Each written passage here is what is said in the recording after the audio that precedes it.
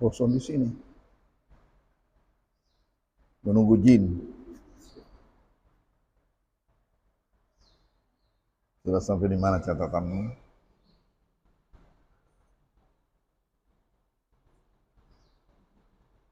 Salat duha sudah sampai di mana? Selesai? Iya, sampai di mana catatan?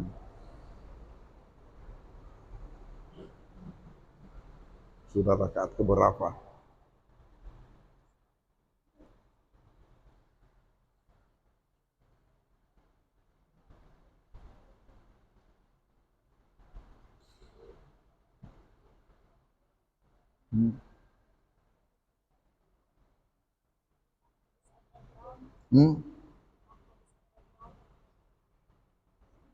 Sudah selesai semua sampai 12 rakaat. Sudah.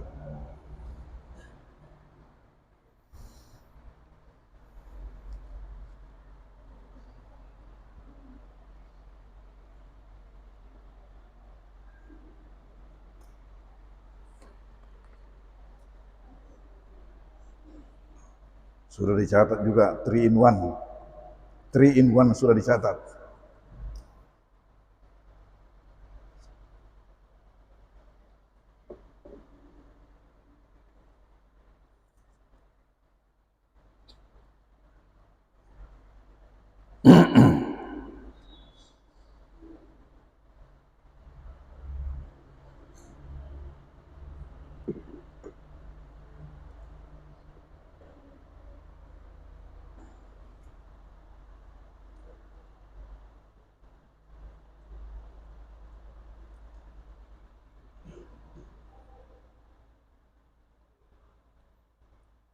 Nah sekarang Bismillahirrahmanirrahim.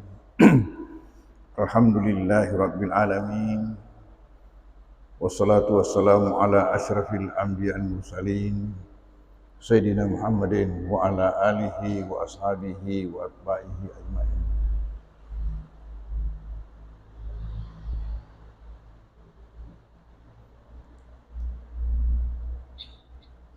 Bahasan kita masih lanjut dari salat sunat duha. Yang terakhir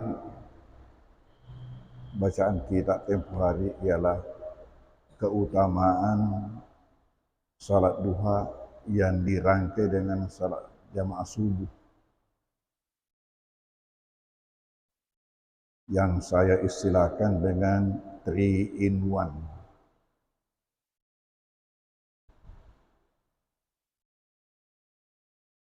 Kalau di dalam bahasa Perancisnya, telu temas serang.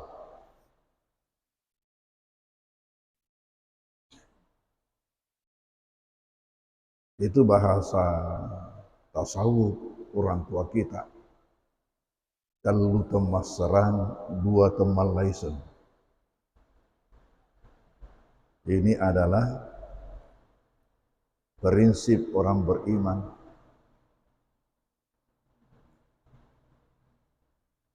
Telu temas serang, 3 hal yang tidak bisa terpisah. 2 temal laisen, 2 hal yang tidak dapat dibedakan. Apa yang dimaksud dengan telu temas serang? Ialah hati, lidah, dan tangan. Ini harus satu.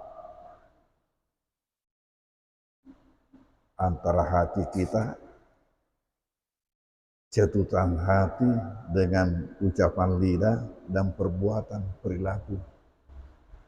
Itu yang dimaksud. Orang beriman itu harus satu.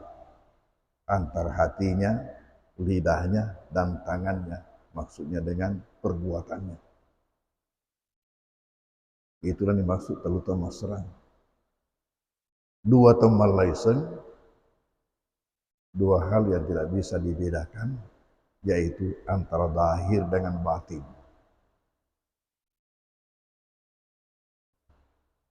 Dibuatkan istilah gitu.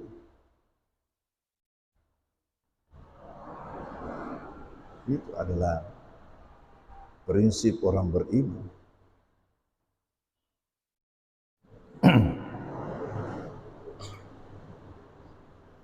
Lalu di dalam kaitan dengan salat duha ini, ya, saya menggunakan istilah 3 in 1. 3 in 1. Yang pertama salat jamaah subuh. Yang kedua zikir-zikir sesudahnya. Yang ketiga salat duha penutupnya. Nah, jadi 3 hal, 3 serangkai. 3 serangkai.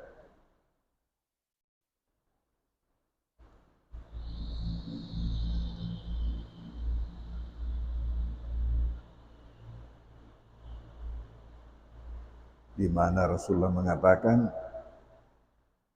"Man shall fajra fi jama'atin", sudah dicatat itu.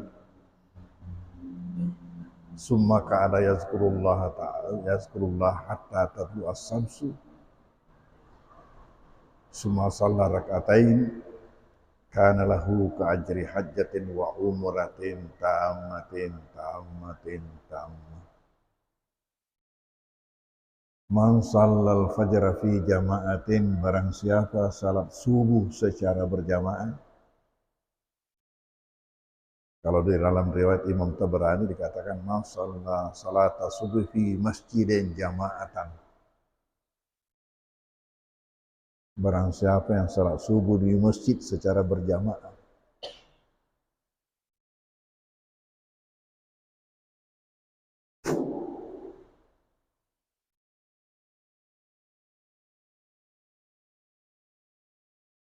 Lalu sesudah itu summa, kemudian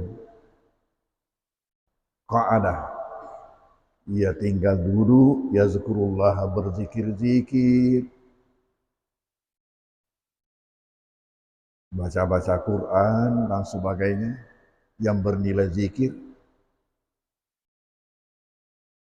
hatta tatlu as-samsu, sampai matahari terbit, masuk waktu duha. Terserahlah dia, mau cepat, mau lambat, yang penting itu minimal sampai setelah matahari terbit, setelah masuk waktu duha. Lalu apa yang dilakukan? Yang ketiga, setelah masuk waktu duha, summa shalla rak'atain, kemudian salat 2 rakaat. Kalau dalam riwayat Imam Tabrani dikatakan sabhatat duha, salat sunat duha.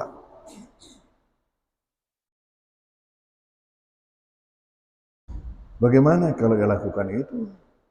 Kana lahu ka'ajri hajjatin wa umratin tammatin tammatin tammah. Ia mendapatkan pahala sama dengan 1 haji plus 1 umrah yang sempurna, sempurna, sempurna.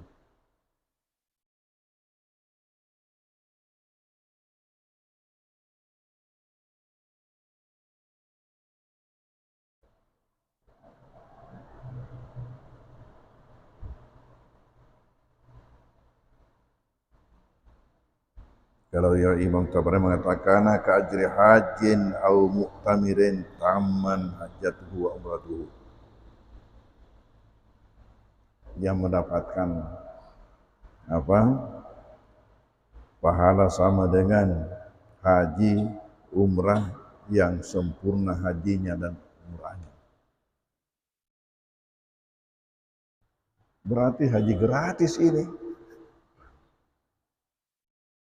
Hanya yang macam ini dapat pahala, tetapi tidak menggugurkan kewajiban bagi seorang yang belum haji apabila ia telah memiliki kesempurnaan syarat, menyempurnakan sempurna. Apabila sempurna syaratnya dia untuk berhaji, tidak menggugurkan kewajiban.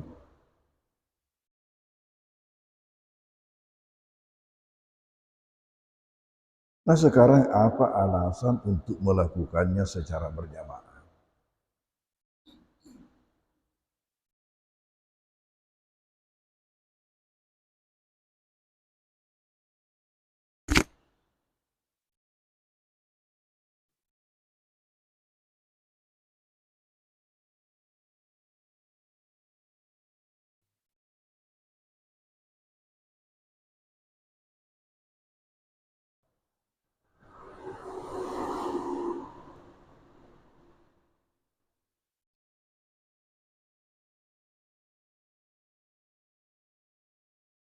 Salat sunnah dilakukan secara berjamaah. Pertama, alasan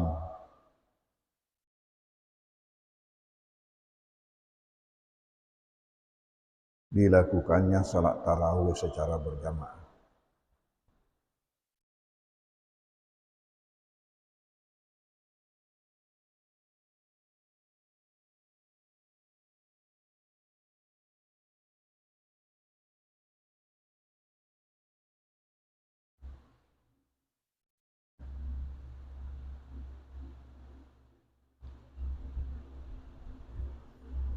Bagaimana salat tarawih itu?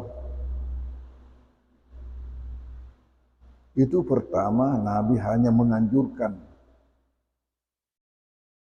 menyampaikan keutamaannya. Salat pada malam-malam Ramadan. Dengan ucapan beliau itu, man qama ramadhana imanan wa ihtisaba ghufira lahu ma taqaddama min dzambi.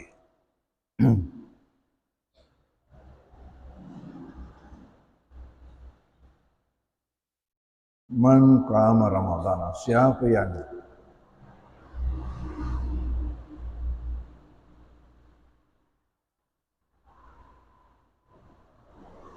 kalau arti harfiah qama itu berdiri.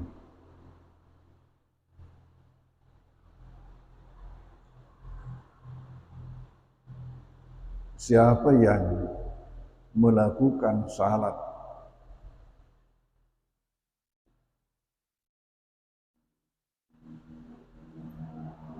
atau ibadah lainnya pada malam-malam Ramadan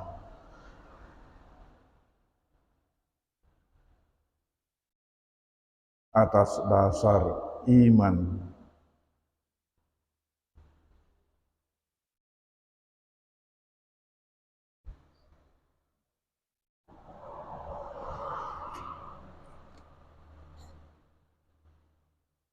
dan semata-mata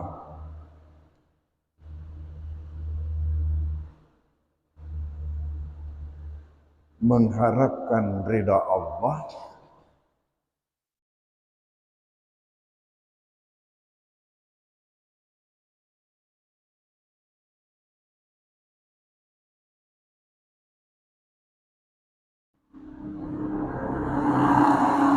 ghufira lahu ma taqaddama min dzambi,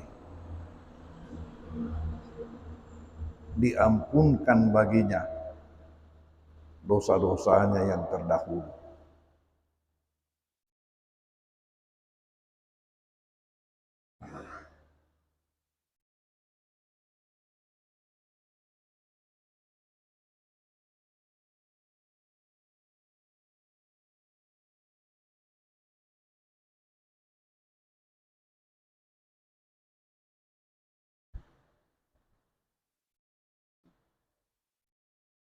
Jadi ini anjuran Nabi. Lalu sahabat melakukannya, tidak secara berjamaah. Artinya tidak ada seorang imam yang diangkat untuk memimpin jamaah. Lepas. Ini perintah lepas, bebas.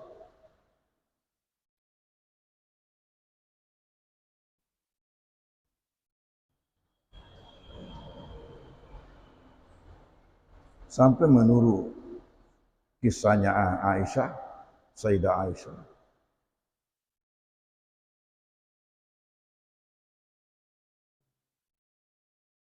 Ada sahabat yang punya hafalan, ada yang tidak punya hafalan. Lalu yang tidak punya hafalan ini mau juga salat tarawih, itu belum diberi nama salat tarawih.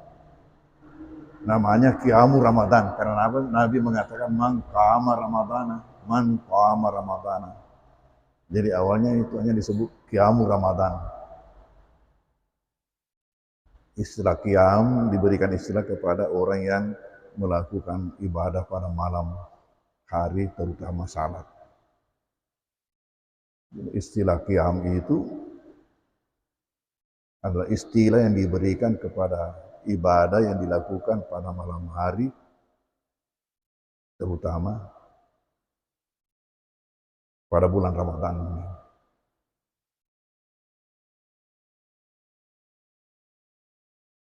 Ayo saya cerita, tersebar.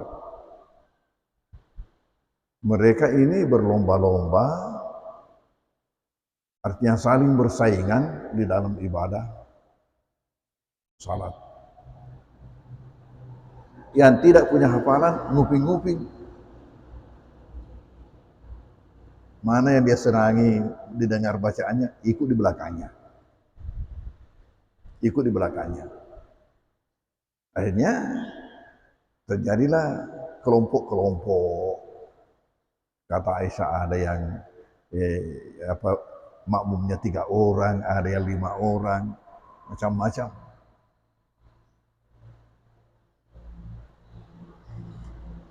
Nabi sendiri itu tidak memimpin, hanya menganjurkan dilepaskan.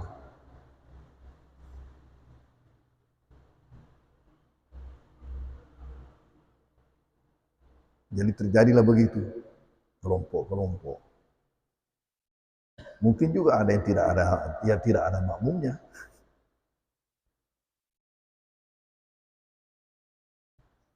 Mereka beribadah sesuai dengan kemampuan masing-masing.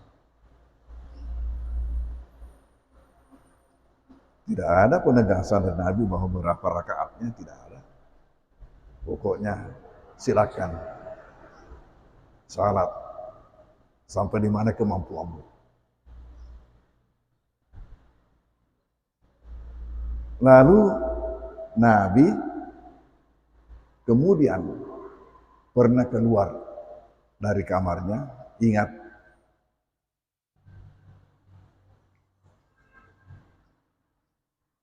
rumah Nabi bergandengan dengan masjid di sebelah situ. Di situ ada pintunya. Sehingga ketika Nabi cerita tentang masuk di masjid, hadis itu menyebutkan keluar. Nabi keluar dari rumahnya. Keluar dari rumahnya, masuk di masjid.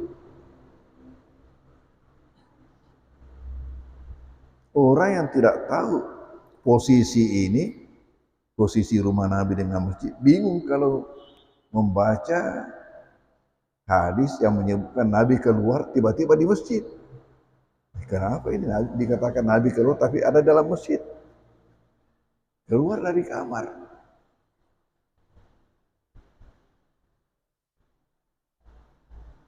Nabi hanya 3 malam memimpin salat tarawih secara berjamaah.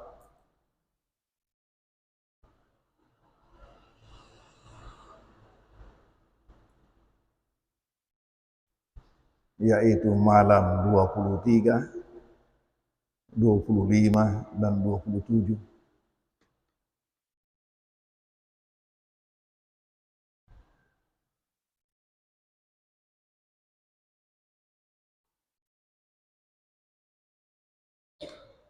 Berapa rakaat? Tidak disebutkan dalam hadis itu. Hanya disebutkan lamanya. Pada malam pertama yaitu malam 23, Nabi memimpin hingga sepertiga malam. Jam 10.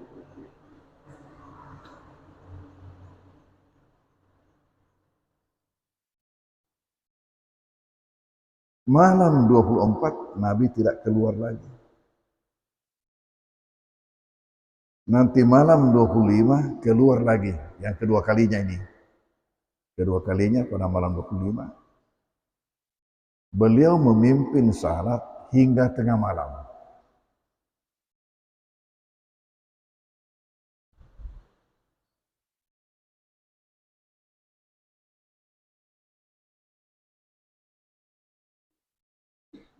Malam pertama sampai jam berapa?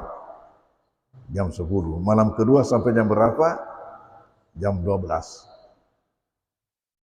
Apa kira-kira jamaah tidak keberatan? Mengapa malam ini lebih panjang daripada lebih lama daripada malam lalu?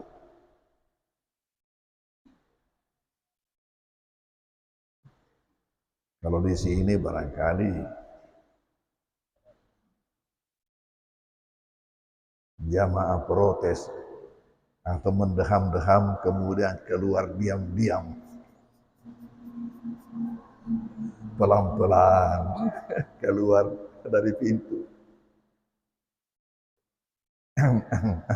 Keluar dari pintu. Ternyata jamaah tidak protes, malah menantang. Apa mereka katakan? Mengapa kita tidak dipimpin salat sampai dini hari? Bahaya ya. Jadi bukan protes, tidak mengatakan mengapa tidak seperti malam lalu sampai jam 10 saja. Tapi menantang. Mengapa kita tidak dipimpin sampai dini hari? Lalu apa kata Nabi waktu itu? Kalau saja kamu ikut sama imam sampai selesai, imam itu baru pulang dan baru juga kamu pulang, maka kamu dinilai salat sampai dini hari.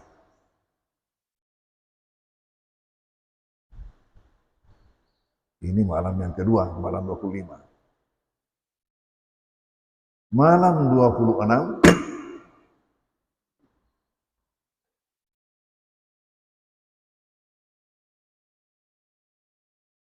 saya tidak pernah ingat beli pistol air itu kalau ke Makassar.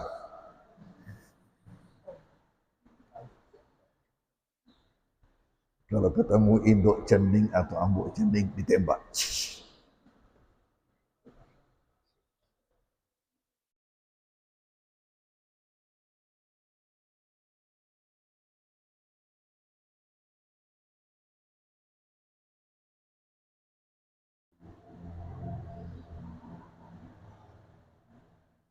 Saya itu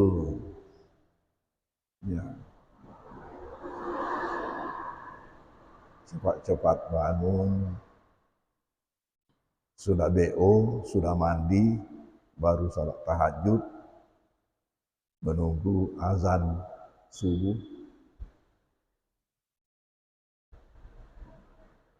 Salat tahajud dengan witirnya. Itu berapa rakaat macam-macam. Kalau kebetulan BO-nya menunggu lama baru Al-Mukarram keluar. Ya, biasa terpaksa sedikit jumlah rakaatnya. Kalau cepat begitu keluar, begitu apa namanya ditawari begitu keluar, maka bisa lama-lama salat tahajudnya.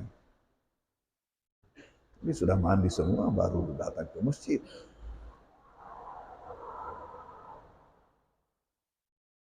Dan itulah waktu mandi paling baik. Waktu mandi paling baik yaitu sebelum subuh. Dan sesudah asar minimal setengah jam sesudah asar. Waktu mandi yang baik. Ternyata kandungan air itu beda. Paling bagus kandungan air itu tadi sebelum subuh. Paling bagus kandungan air itu untuk tubuh kita.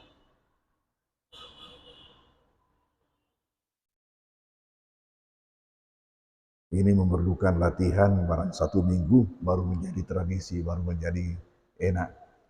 Kalau permukaannya itu setengah mati. Ya kan Inggris mengatakan all the beginning is difficult. Semua permulaan itu susah. Tapi apa yang sudah terbiasa ringan.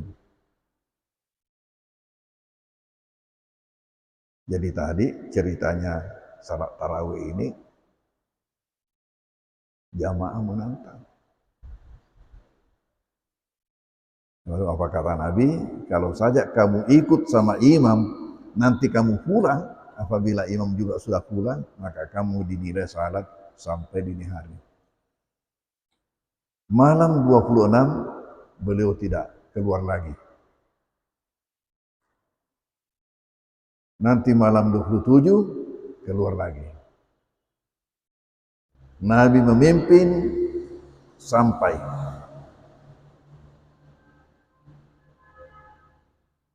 tidak disebutkan sampai kapan. Tapi yang meriwayatkan hadis mengatakan sampai jamaah khawatir bisa-bisa kehilangan sahur. Nah, kira-kira sampai jam berapa itu? Beliau memimpin salat sampai jamaah cemas. Ini bisa-bisa kita tidak sahur ini lalu masuk subuh. Berarti dipimpin sampai dini hari. Saya kira setidak-tidaknya itu dipimpin sampai jam 3, itu paling cepat itu. Bisa-bisa dipimpin sampai jam 4.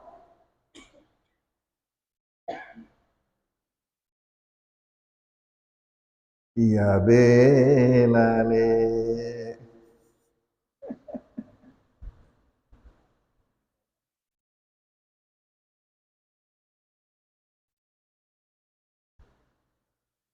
Jangan terlalu jauh malam baru berhenti main HP. Terus terang HP ini membawa manfaat, tapi juga di sisi lain bisa jadi gangguan.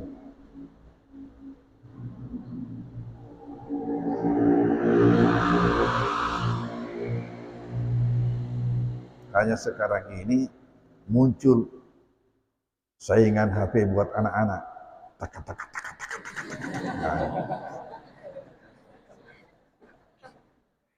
Akhirnya berhenti main HP gara-gara ini. Tapi lucunya ada juga orang tua ikut-ikut begini.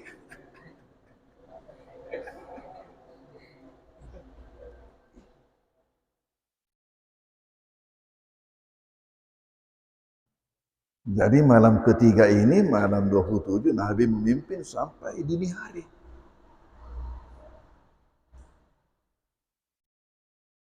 Malam 28 beliau tidak keluar lagi.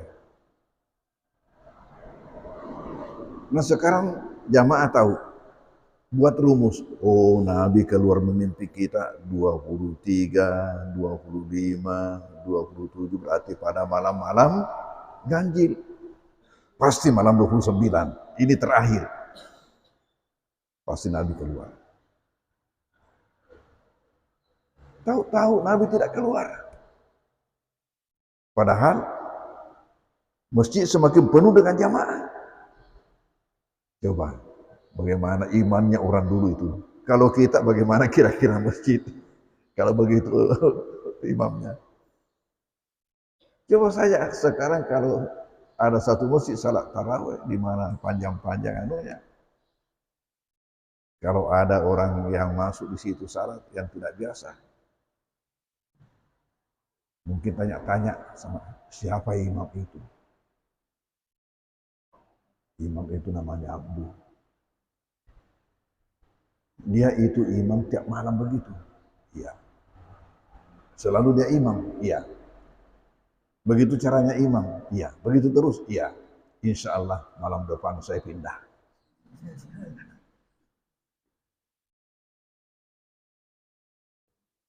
Ini enggak ada kita ini. Kita ini mengaku beriman tapi membuktikan itu yang sulit. Membuktikan itu yang sulit.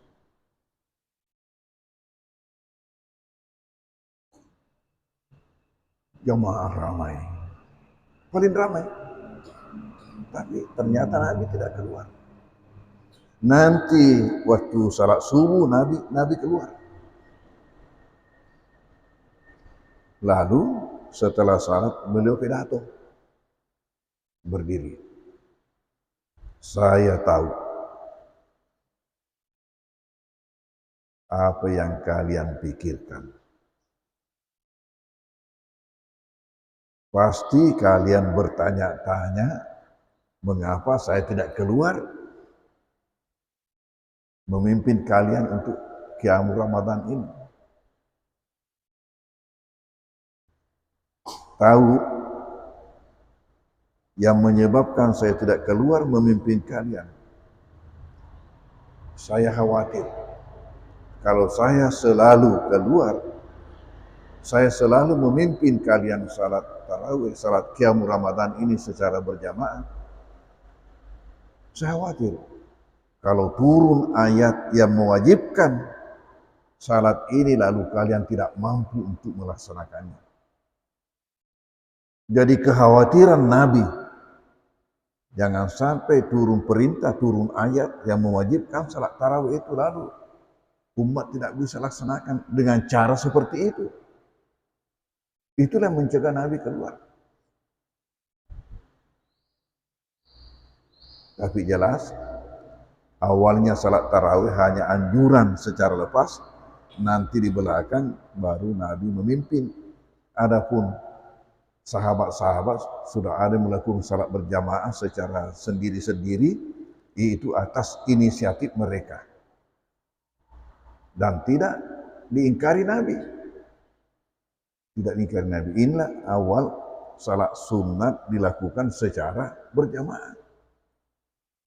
Salat sunat. Selain umpamanya salat Id yang memang itu dianjurkan secara berjamaah, seperti juga salat minta hujan itu. Begitu. Tapi ini ceritanya. Nah, bagaimana pula kisahnya ini salat duha yang dilakukan secara berjamaah? Supaya yang mau tidur dilanjutkan nanti tidurnya di rumah, baiklah kita selesaikan pada sekarang ini bacaan kita. Insya Allah besok kita lanjutkan. Wallahu a'lam bishawab. Bismillahirrahmanirrahim. Sallallahu alaihi wasallam. Allahumma anfa'na bima 'allamtana wa 'allimna ma yanfa'una warzuqna ilma yanfa'una. Allahumma ij'alna minal ladzina yastami'una al-qawla fattabi'una ahsana. Allahumma arinal haqqa haqqan wattiba'na wa arinal batila batila. Wa sallallahu ala sayyidina Muhammad wa alihi wasallam. Warahmatullahi al-Fatihah. A'udzu billahi minasyaitonir rajim. Bismillahirrahmanirrahim. Ar-Rahmanir-Rahim. Maliki yaumiddin. Iyyaka na'budu wa iyyaka nasta'in. Ihdinas siratal mustaqim. Siratal ladzina an'amta 'alaihim ghairil maghdubi 'alaihim waladdallin.